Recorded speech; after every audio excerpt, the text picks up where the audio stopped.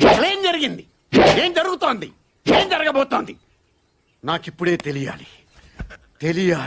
తెలిసి తీరాలి. Hi friends, present theatres లో రన్ అవుతున్న తిరగబడరా స్వామి మూవీ ఎలా ఉందో తెలుసుకునే ముందు ఆ ఛానల్ ఎవరైనా ఫస్ట్ టైం విజిట్ చేసి సబ్స్క్రైబ్ చేసుకోండి. వీడియో నచ్చితే లైక్ వచ్చేయండి.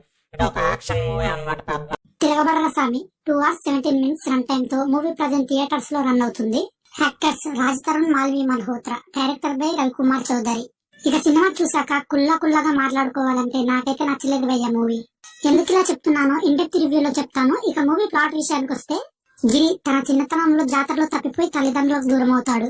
ఇక పెద్దయ్యాక తనకి జరిగినట్టు ఎవరికి జరగకుండా ఉండాలని బయట ఎవరైనా తప్పిపోతే తిరిగి వాళ్ళ కుటుంబంలో అప్పగిస్తుంటాడు. ఇలా ఉన్న గిరి లైఫ్ లోకి అత్యంత క్రూరుడైన కొండారెడ్డి నుంచి ఒక డీల్ వస్తుంది. అసలు ఆ డీల్ ఏంటి? ఆ డీల్ లో కొండారెడ్డి ఎవరిని పట్టుకోవాలని గిరికి చెప్తాడు.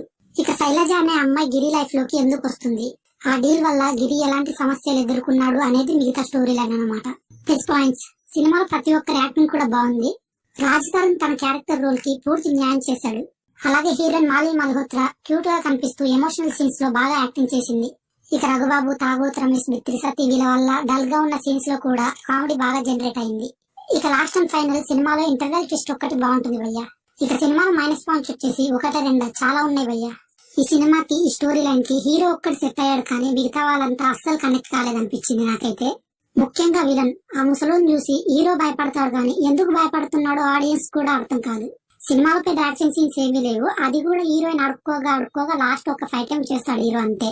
అందుకోసమని విలన్ కి డబ్బులన్నా మిగులుతాయని డైరెక్టర్ ఇలాంటి విలన్ ని పెట్టాడని నాకు అనిపిస్తుంది.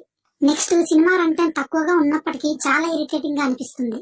ఇంకా సినిమాలు చాలా చికాకు తెప్పించే క్యారెక్టర్స్ ఎక్కువగా ఉన్నాయి. ఆ క్యారెక్టర్స్ ఎందుకు పెట్టారో ఏమో డైరెక్టర్ కే తెలియాలి.